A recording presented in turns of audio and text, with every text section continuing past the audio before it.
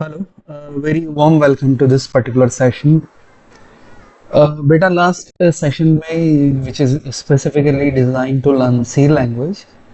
तो इससे पहले वाले लेक्चर में कुछ बातें हैं जो मैंने कही थी, उन्हीं बातों को फर्दर मैं आगे एक्सप्लेन करने की कोशिश करता हूँ एक नए सिरे से, एक नए तरीके से। तो बच्चों, पिछले प्रोग्राम के अंदर एक बात मैंने ये कही थी कि जब भी आप अपने प्रोग्राम को कुछ नाम देते हो, सपोज आपने नाम दे दिया P1.C और एक कैंडिडेट और आया, उसने नाम दे दिया P1.C। तो मैंने लास्ट लेक्चर में ये कहा था कि there is a huge difference between these two approaches. पहले सिनेरियो में जो डॉट सी लिखा है, ये सी आपका लोअर केस में है, क्लियर। और यहां पर ये जो सी आपने लिखा है ये अपर केस में है, ठीक है। जब भी हम फाइल्स की बात करते हैं तो अगर हम इस हिस्से को देखें P1 को, तो ये कहलाता है फाइल आइडेंटिफायर। और उसके बाद डॉट सी जो हम देखते हैं, whether it is in lower case और whether it is in upper case, तो ये वाला हिस्सा कहलाता है family type. Family type, family type को ही बेटा कुछ लोग एक्सटेंशन भी कह देते हैं, फाइल एक्सटेंशन। तो फाइल के एक्सटेंशन से ये पता लगता है कि ये फाइल किस फैमिली को बिलोंग कर रही है। तो यहाँ पे देखिए जो ह्यूज डिफरेंस है वो ये है कि अगर आप लोअर केस में लिखते हैं फैमिली टाइप या एक्सटेंशन डॉट सी, तो ये क्लियरली बिलोंग कर रहा है सी लैंग्वेज को, it belongs to the domain of C language. तो जो यहाँ पे बड़ा डिफरेंस है वो ये कि अगर आप इसी चीज को अपर केस में लिख देते हैं तो अब ये सी की फाइल नहीं रही, अब ये आपका C++ का एक एप्लीकेशन बनेगा, ठीक है। और कभी कभी यहाँ पे कुछ छोटी छोटी प्रॉब्लम्स कैंडिडेट्स को फेस करनी पड़ती हैं। तो मैं एक प्रैक्टिकल आपके लिए यहाँ पर डिजाइन करता हूँ और समझाता हूँ कि क्या समस्या हो सकती है अगर आप एक्सटेंशन पे ध्यान न दें। तो चलिए स्टार्ट करते हैं। तो मैं अपना जो डायरेक्टरी है वो यूज कर रहा हूँ इन सेशंस के लिए, विच इज बेसिकली विद्या सूत्रम। तो विद्या सूत्रम में we have a dedicated folder modern C language.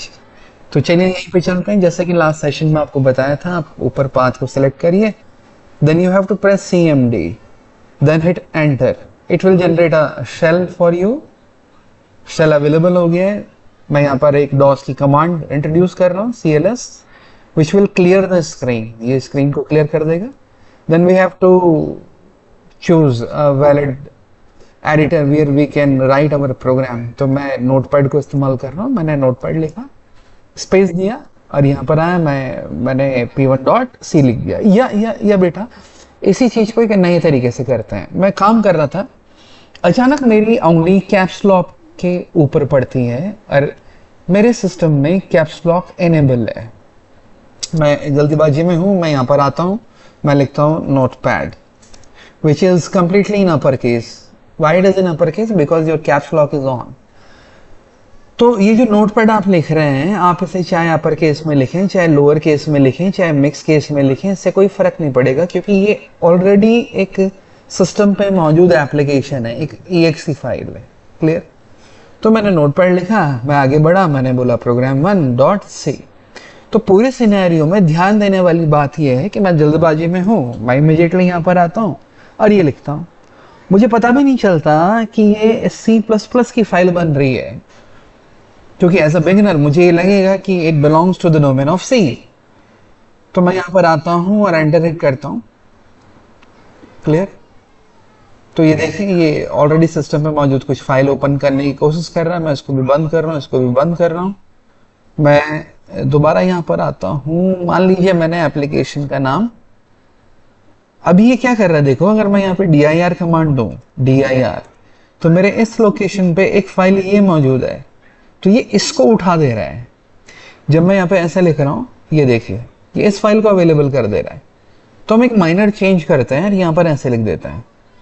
हम जल्दबाजी में आए, हमने यहाँ पे लिखा notepad, then we have an identifier hello.c।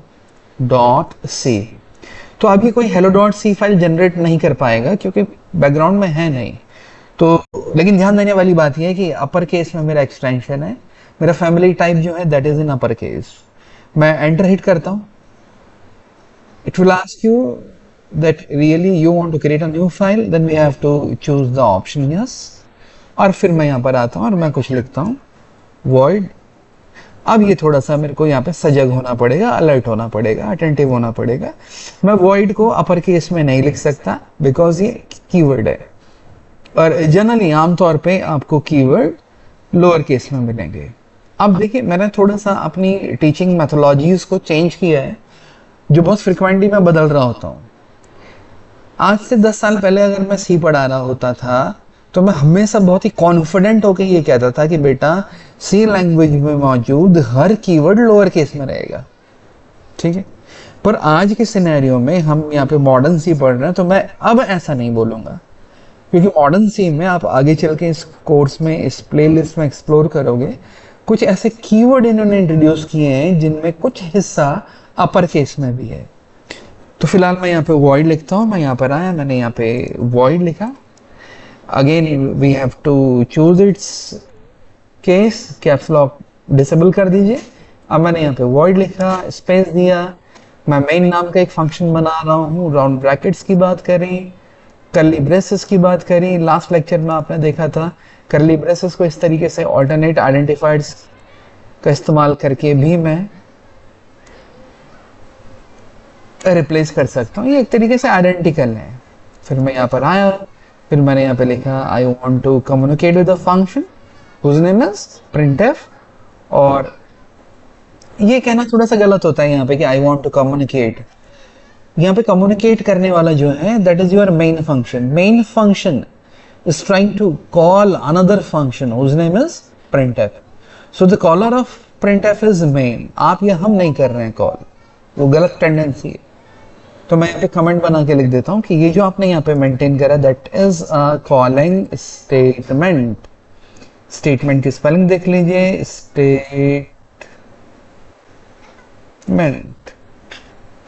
Statement सही है, ठीक है. तो ये कॉलिंग स्टेटमेंट है. अगर आप यहाँ पे देखें तो मेन यहाँ पे कैसे एक्ट कर रहा है, कॉलर. किसके लिए कॉलर है ये? printf के लिए. क्या प्रिंट करना है? तो सपोज आपने यहाँ पे लिख दिया विद्या सूत्रम, विद्या सूत्रम. आपने इतना लिख दिया, आप इसको सेव करिए, ठीक है. ये प्रोटोटाइप की डिमांड करेगा तो आप बाद में प्रोटोटाइप भी दे देना. तो फिलहाल मैं इतना सेव करता हूँ, कंपाइलेशन के लिए आगे बढ़ता हूँ. तो ध्यान देना बेटा, यहाँ पे अटेंटिव रहना होगा आपको. जैसा कि मेरी हैबिट है कि मैं सी पढ़ा रहा हूँ तो मैं यहाँ पे जीसीसी लिखूंगा. जीसीसी प्रेस किया मैंने, that is a command line compiler provided by GNU compiler collection. तो मैंने अपने कंपाइलर का नाम लिखा जीसीसी. फिर मैंने यहाँ पे H टाइप करा कीबोर्ड से. देन मैं टैब बटन हिट करूंगा और ऑटोमेटिकली पूरा नाम मेरे को अवेलेबल हो जाएगा. अब मैं एंटर हिट कर रहा हूँ. ध्यान दीजिएगा यहाँ पे जैसे मैं एंटर हिट करता हूँ यहाँ पर एक एरर आ जाता है, मेन मस्ट रिटर्न इंटीजर. उसके अलावा यहाँ पे एक बात कर रहा है कि printf was not declared in this scope. उसके अलावा यहाँ पे बात कर रहा है कि if you want to use printf then you have to use a header file जिसका नाम क्या है, cs stdio. ये stdio नहीं बोल रहा है, ये cstdio बोल रहा है. तो ये भी एक चीज आपको समझना पड़ेगा. ये इंक्लूड करने के लिए कह रहा है यहाँ पे इस मोमेंट पे, मगर stdio को नहीं. stdio is a different file, stdio.h is a different file, cstdio is a different file. अच्छा, यहाँ पे नोट जब ये डेवलप होता है तो नोट में कुछ लिखा हुआ आ रहा है. नोट में लिखा हुआ आ रहा है कि printf is defined in header cstdio, कि printf जो है वो डिफाइंड है एक हेडर फाइल में जिसका नाम cstdio है. तो ये गलत है नोट. मैं दोबारा अपनी एक बात है जिस पे अड़ा रहूंगा, हेडर फाइल के अंदर फंक्शंस डिफाइंड नहीं होते हैं. तो इसको हम प्रैक्टिकली एक्सप्लोर आगे करने वाले हैं. तो फिलहाल यहाँ पे मैं अगर ये कॉलिंग को डिसेबल कर दूं, बेटा मैं यहाँ पर आया और मैंने इस स्टेटमेंट को कमेंट कर दिया. मैं किसी फंक्शन को कॉल नहीं कर रहा हूँ. अब मैं कंपाइलेशन के लिए आता हूँ तो देखिए क्या कहता है, main must return int. Main must return int कि भैया मेन जो फंक्शन है उसको इंटीजर वैल्यू रिटर्न करनी पड़ेगी. तो ये क्या हो रहा है, अभी डे 1 पे जब हम यहाँ पे dir कमांड देते हैं अगर इस फोल्डर के अंदर, ये मेरा कंटेंट है. Then you have a command of DOS type. और अगर मैं अपने पहले प्रोग्राम का कंटेंट देखूं p1.c तो ये देखिए अच्छा हाँ, यहाँ पे भी जब हमने बनाया तो हमने थोड़ा सा इंट मेन ये रखा है, ठीक है। तो लास्ट टाइम हमने इस तरीके से लिखा था। पर मैं यहाँ पे ये कहना चाह रहा हूँ, ये जो एरर आ रहा है, ये एरर मेरे दिमाग में एक बात को डालेगा कि मुझे मेन का रिटर्न टाइप हमेशा क्या रखना पड़ेगा, इंटीजर। क्लियर? तो ये एरर आना बंद हो जाएगा अगर मैं यहाँ पे आके कुछ बातें हैं जिनका ध्यान रखना है। इस वॉइड की जगह क्या लिख देता हूँ, इंटीजर, सेव करता हूँ। अब कंपाइलेशन के लिए आता हूँ, ये देखिए कोई एरर नहीं आ रहा है, ठीक है। पर ये मेरे दिमाग में ये थॉट इंजेक्ट कर रहा है कि whenever you are about to define a function whose name is main, you have to maintain its return type always integer। तो ये एक गलत धारणा या एक गलत विचार डेवलप हो रहा है, ऐसा नहीं है। While defining a function in C, while defining your main function in C, there is a flexibility. You can maintain its return type as void, and if you want you can maintain its return type as an integer। देखिए कैसे, मैं दोबारा से same programme को यहाँ से copy करता हूँ, इसको क्लोज करता हूँ और एक नई फाइल बनाता हूँ, ठीक है। मैं यहाँ पर आया, मैंने कहा चलिए एक नया प्रोग्राम बनाते हैं, p2.c। अब कैप्स लॉक ऑन नहीं है, डॉट सी में ये सी लोअर केस में है, एंटर हिट करिए। ये कह रहे हैं ऐसी कोई फाइल नहीं है क्योंकि मैंने कंपाइलेशन की कमांड दे दी है। तो मैं यहाँ पे बोलता हूँ भैया नोटपैड ओपन करने की कोशिश करो एक फाइल को p2.c, वो उसे मिलेगी नहीं। तो आप बोलोगे yes we want to create this file, yes.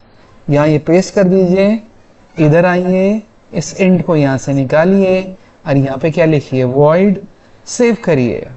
मैं मैनुअली सामने से आपको दिखा देता हूँ सेव करके। अब कंपाइलेशन के लिए जाइए, जीसीसी p2.c, एंटर हिट करिए, परफेक्ट, कोई दिक्कत ही नहीं है। पीछे exe बन गया, ये देखिए dir, sorry the command dir। तो अगर आप यहाँ पे देखें तो यहाँ पर आपकी ये exe पीछे बन गई, a.exe। तो अगर आप रन करते हैं, ये देखिए स्मूथ, कहीं कोई प्रॉब्लम नहीं। अब आप इस कमेंट को हटा दीजिए, स्टेटमेंट इनेबल हो जाएगी। अब कंपाइलेशन के लिए जाइए, ये कुछ कहेगा, ये देखिए ये कह रहा है हमें तो इसका डिक्लेरेशन चाहिए, और अभी कह रहा है या तो इसका डिक्लेरेशन खुद से दो, अदरवाइज इंक्लूड करो एक हेडर फाइल को जिसका नाम क्या है, stdi.h। ध्यान देना, अभी सेशन में थोड़ी देर पहले जब फाइल का एक्सटेंशन अपर केस में था तब भी ऐसा कुछ इश्यू आया था। तब समस्या ये थी कि ये हेडर फाइल का बात करो, पर हेडर फाइल का नाम ये नहीं था। एक समस्या जो कि एरर के फॉर्म में आ रही थी, वो आ रही थी रिटर्न टाइप को लेके कि रिटर्न टाइप इंटीजर रखना है। तो बेटा एक्चुअली ये चीजें इसलिए हो रही है कि जब आप फाइल को एक्सटेंशन अपर केस में मेंटेन करते हैं तो वो सी भाषा का एप्लीकेशन रहता ही नहीं है, वो C++ में आप चले गए हो। और C++ ने मैंडेटरी कर दिया है कि अगर आप मेन फंक्शन बना रहे हो तो आपको रिटर्न टाइप इंट रखना पड़ेगा। ये देखिए यहाँ पर देखिए, ये डॉट सी लोअर केस में, तो it purely belongs to the domain of C. तो बस मैं यहाँ पर आया, मैंने बोला इंटीजर रिटर्न करेगा, क्या नाम है, printf constant character pointer comma dot dot dot. और ये देखिए मैंने इसे सेव किया, मैं इधर आया, मैंने इसे कंपाइलेशन के लिए गया, रन किया, विद्या सूत्रम। तो ध्यान दीजिए, मैं थोड़ी देर पहले hello.c में ये नहीं कर पाया था, मुझे उसका जो रिटर्न टाइप है वो इंट करना पड़ेगा। क्यों? क्योंकि ध्यान देने वाली बात ये है कि यहाँ पे ये जो hello.c है, it doesn't belongs to the domain of C language, it belongs to the domain of C++। तो ये एक फंडामेंटल डिफरेंस है जो आज के सिनेरियो में आपको देखने को मिलेगा कि जो करंट C++ है वो हमें ये कहती है कि आपको मेन का रिटर्न टाइप हमेशा इंट रखना पड़ेगा। तो मैं अब वापस इस फाइल में चलता हूं, तो ये बेटा सी लैंग्वेज का फाइल नहीं है, दोबारा से आप समझिए, ये C++ का। अब मैं कॉलिंग स्टेटमेंट मेंटेन कर रहा हूँ और मैंने यहाँ पे लिख दिया है रिटर्न 0। अब मैं सेव करता हूँ, अब मैं यहाँ आता हूँ, अब मैं कंपाइलेशन के लिए जाता हूँ, ये देखिए एरर आ गया, printf is defined in a different file whose name is cstdio। तो मैं फिलहाल यहाँ आता हूँ, मैं कहता हूँ भैया मुझे समझ है कि printf का प्रोटोटाइप क्या है। तो मैं बजाय हेडर फाइल वगैरह इंक्लूड करने के प्रोटोटाइप मैनुअली यहाँ पे प्रोवाइड कर देता हूँ। लेकिन अगर मैं मान लीजिए थोड़ी देर के लिए वापस इसे कंपाइल करूँ और इनके सजेशन पे काम करूँ, इसे कॉपी किया, क्लियर किया, यहाँ आया, पेस्ट किया, सेव किया, कंपाइलेशन के लिए गया, परफेक्ट, एग्जीक्यूशन के लिए गया, परफेक्ट। तो ये जो विद्या सूत्रम है ये कौन प्रिंट करके दे रहा है आपको? From C++, stop, say again recompile your file, then try to execute your application. That is your output, Vidya Sutram from C++. तो बच्चों ध्यान देना, मैं वापस इसको यहाँ से रिमूव करता हूँ। जैसा कि लास्ट सेशन में मैंने आपको पढ़ाया था कि printf फंक्शन एक प्रीडिफाइंड फंक्शन है जिसका रिटर्न टाइप इंटीजर है, नाम इसका printf है। पैरामीटर लिस्ट में हमें मेंटेन करना होता है कांस्टेंट, कैरेक्टर पॉइंटर। क्यों करते हैं? सेपरेट आपको कुछ लेक्चर सिर्फ printf पे मिलेंगे। Then we have an operator, ellipsis operator.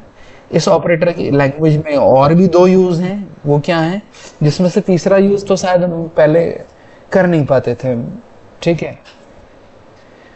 तो एक बड़ा बेहतरीन थर्ड यूज इसका है, वो सब हम आगे देखेंगे धीरे धीरे। तो अब आप उसको सेव करिए, एक सेकंड, यहाँ आइए, फाइल को सेव करिए, फिर से कंपाइलेशन के लिए जाइए। ये कुछ कहेगा, देखिएगा, ये देखिए।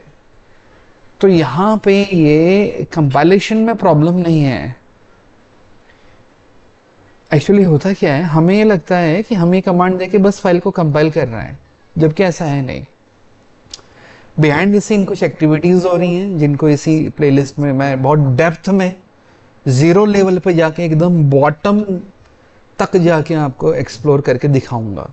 मैं आपको ये दिखाऊंगा कि असेंबली पीछे कैसे फॉर्म होती है, असेंबली कैसे काम करती है। क्लियर? तो ये आपके कंपाइलर का नाम है, ये आपकी फाइल है। अच्छा, मजेदार बात क्या है कि अगर आप देखें तो आप सी का कंपाइलर यूज कर रहे हैं और उस कंपाइलर की मदद से आप C++ की फाइल को भी डील कर रहे हैं। तो अगर आपको स्पेसिफिक कंपाइलर पे जाना है तो आप यहाँ पे ये भी लिख सकते हैं G++। It is a compiler specifically design to deal with C++ applications. तो मैं यहाँ पर आया, hello.c, ये देखिए सेम इशू है। तो अगर आप देखें तो यहाँ पे ये जो इशू है, जब कभी आप ये एरर देखें अनडिफाइंड रेफरेंस, तो ये बेसिकली रन टाइम पे आ रहा होता है, इसको ये फंक्शन मिल नहीं रहा है printf। तो अब हम इसको कैसे हैंडल करेंगे? तो कुछ एक फंडामेंटल आप थोड़ा सा चीजें समझिए। मैं नहीं चाह रहा हूं कि इस लेक्चर की लेंथ बढ़े, तो मैं दो बातें बोल के इसको लेक्चर को यहीं पे एंड करना चाहूंगा और उसके बाद इमीडिएटली नेक्स्ट लेक्चर में आपको और डेप्थ में चीजें मिलेंगी। समझना क्या है आपको कि ये जो मेन फंक्शन आपने यहाँ पे डिफाइन किया है ना, ये सी का नहीं है। Here this caller, here this caller which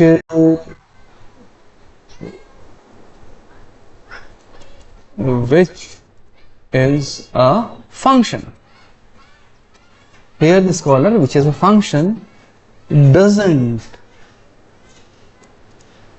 belongs to C. ये बात समझनी है। क्लियर? तो मैं कहना ये चाह रहा हूं कि it is a function, it is a function of C++ domain, ठीक है। And here in at this particular moment where we are trying to call a function whose name is printf, तो यहाँ पे मेरे को एक हाईलाइट करना चाहिए, here C++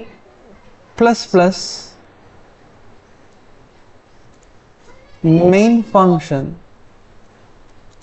is, here C++ main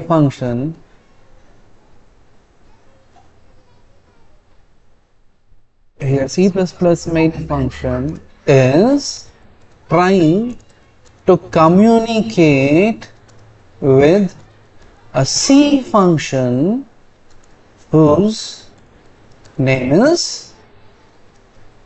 printf। चीजें इस तरीके से चल रही हैं बेटा, whose name is printf। ठीक है, ये यहाँ पे आ गया है, इसको यहाँ कर दो, इसको यहाँ कर दो, इसको यहाँ कर दो, यहाँ कर दो, यहाँ कर दो, ठीक है। इसको थोड़ा सा अलाइन कर दो, इस मैसेज को थोड़ा सा इधर खींच लो। तो बात को समझो आप बच्चों। इस प्रोग्राम में the name of this file is hello.c, दोबारा से रिपीट कर देते हैं। सी अपर केस में है तो ये एक्सटेंशन है किसका, सी प्लस प्लस के डोमेन को बिलोंग कर रही है फाइल, ठीक है। और आपका क्या कहते हैं, सी प्लस प्लस के डोमेन को बिलोंग कर रही है। दूसरी बात, ये पहली लाइन में आपने प्रोटोटाइप मेंटेन कर दिया printf का, फिर आपने मेन फंक्शन डिफाइन करा है जो कि सी प्लस प्लस का है। Through your C plus plus function you are trying to communicate with C function. तो समझने वाली बात ये है कि ये जो सी का फंक्शन है ये एक डिफरेंट लाइब्रेरी में होगा जो कि सी की लाइब्रेरी होगी, ठीक है। तो मैंने यहाँ पे लिखा है calling statement here C plus plus main function is trying, trying का स्पेलिंग गलत हो गया, trying to communicate with the C function whose name is printf। तो अब यहाँ पे कुल मिला के ये है कि सी प्लस प्लस का फंक्शन सी के फंक्शन को कॉल करना चाहता है, तो क्या ये कम्युनिकेशन डायरेक्टली पॉसिबल है? तो देखिए, सेव किया, इधर आए, कंपाइलेशन के लिए गए, प्रॉब्लम हो रही है। तो अब मैं क्या करूंगा, मैं यहाँ पर आऊंगा और अपने प्रोग्राम में एक चेंज करूंगा। इस प्रोटोटाइप के अंदर मैं यहाँ पे ऐसे लिखूंगा, एक कीवर्ड है लैंग्वेज में एक्सटर्न सी, इस तरीके से, ये क्लियर, इतना लिखूंगा, सेव करूंगा, कंपाइलेशन के लिए आऊंगा, परफेक्ट, एग्जीक्यूशन के लिए आऊंगा, परफेक्ट। और ये जो मैंने लिखा है अगर मैं इसको थोड़ा सा अप्रोच चेंज करूं और ऐसे लिख दूं और इधर इस तरीके से एक ब्लॉक बना दूं, और ये ब्लॉक मेरे टॉप मोस्ट ब्लॉक है। और अब अगर मैं सेव करूं, ये देखिए मैं आपके सामने मैनुअली सेव करता हूं, अब मैं कंपाइलेशन के लिए जा रहा हूं, परफेक्ट। तो बच्चों ये जो ब्लॉक मैंने बनाया है, मैं कमेंट बना के लिख देता हूं, इस ब्लॉक को कहा जाता है linkage specification block. Linkage specification block, बहुत ध्यान से हर बच्चा सुनेगा। लिंकेज स्पेसिफिकेशन ब्लॉक का मतलब है कि आप एक लिंक स्पेसिफाई कर रहे हो between two different languages. C plus plus की इच्छा है, सी प्लस प्लस यूज करना चाह रही है सी के फंक्शन को, तो डायरेक्टली यूज नहीं कर सकती, आपको इस तरीके से ये लिंकेज स्पेसिफिकेशन ब्लॉक डिजाइन करके देने पड़ेंगे। हमारी हेडर फाइल्स में, जिनको इंक्लूड फाइल्स भी कहा जाता है, ये ब्लॉक्स ही अवेलेबल हैं, ये ब्लॉक्स ही बने हुए हैं, और उन ब्लॉक्स के अंदर खाली एक एक लाइन के आपको प्रोटोटाइप मिलेंगे, जिन्हें आप आगे डेप्थ में एक्सप्लोर करोगे। आप अपनी खुद की हेडर फाइल, खुद की लाइब्रेरीज बनाना सीखोगे तो आपको धीरे धीरे ये चीजें क्लियर होती जाएंगी। क्लियर? तो यहाँ पे इस तरीके से एक एक्सटेंशन में हल्का से जो बदलाव हुआ, उसने पूरा टेक्नोलॉजी को ही बदल के रख दिया। ये अब सी की फाइल नहीं रही। इसीलिए जनरली मैं रिकमेंड करता हूँ कि जब बच्चा सी प्लस प्लस में काम कर रहा हो तो वो कोशिश करे वो एक्सटेंशन क्या रखे, सी एक्स एक्स रखे या सी पी पी रखे, ठीक है। और जब सी में काम कर रहे हो आप तो एक्सटेंशन हमेशा लोअर केस में सी रखें, क्योंकि सी प्लस प्लस को रिप्रेजेंट करने के लिए अपर केस में जो सी है उसका भी इस्तेमाल किया जाता है। जो पहला लेक्चर इस प्ले लिस्ट के अंदर था हमारा, उसमें हमने ये बात भी करी थी कि ये रिटर्न जीरो क्यों लिखते हैं, ठीक है। तो ये चीजें धीरे धीरे और हम एक्सप्लोर करते हैं। तो बेटा थैंक यू वेरी मच। आप अपने कमेंट्स मेंटेन कर सकते हैं, आप अपनी क्वेरीज को भी कमेंट सेगमेंट के अंदर पोस्ट कर सकते हैं, which is highly appreciable by me. मैं उनको हाईली अप्रिसिएट करूंगा। थोड़ा बहुत कभी कभार डिले हो सकता है लेक्चर अपलोड करने में, लेकिन आपको रिस्पॉन्स, एक बेहतर पॉजिटिव रिस्पॉन्स देना हमारी प्रायोरिटी रहेगी, हमारी जिम्मेदारी रहेगी। So thank you very much for being a part of this session. God bless you all.